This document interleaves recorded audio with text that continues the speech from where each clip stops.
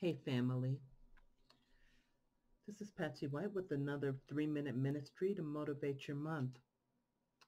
Today we're starting the first of a 7-part series that actually is called 7 Steps to Reassemble Your Life Post-Pandemic.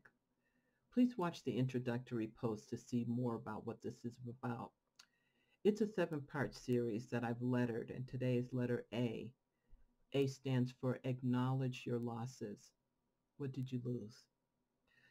Moving through losses without closure is unhealthy. It's not only bad on us, but it's also hard on our relationship with others and with God. God has hardwired human beings to need ritual, to release, and to handle change, whether we lose somebody or lose a way of life. Ecclesiastes chapters 3, verses 1 and 2 says, "To everything there is a season, and a time for every purpose under heaven, a time to be born and a time to die."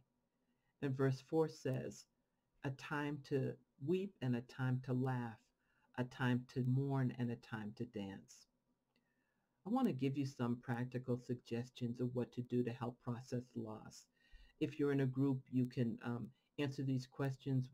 Each of you answer the first question and then not answer the second question until everybody's answered the first. If you're by yourself, obviously you can journal or talk to yourself.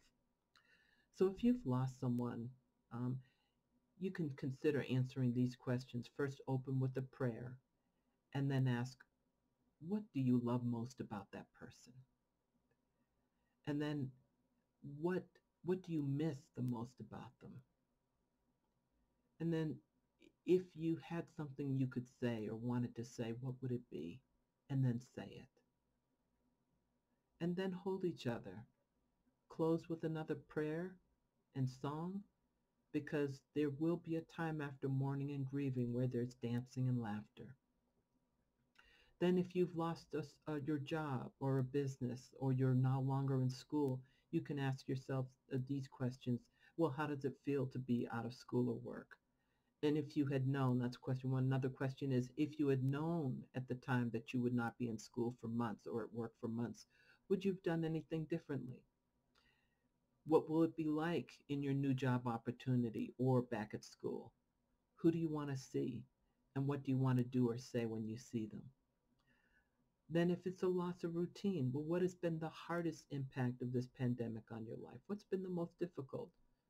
Do you have any regrets? Speak them.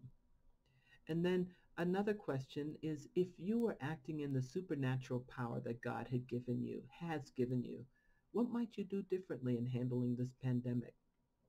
So these are just some suggestions. They're really conversation starters. Come up with your own if these don't work for you. The most important thing is to bring closure so that as we enter this new chapter pandemic and future pandemics, that we have a clearer slate in order to allow God to speak to us. So that's concludes this session. If this spoke to you, if this is helpful, please post something below. Forward it to someone you know who's really struggling.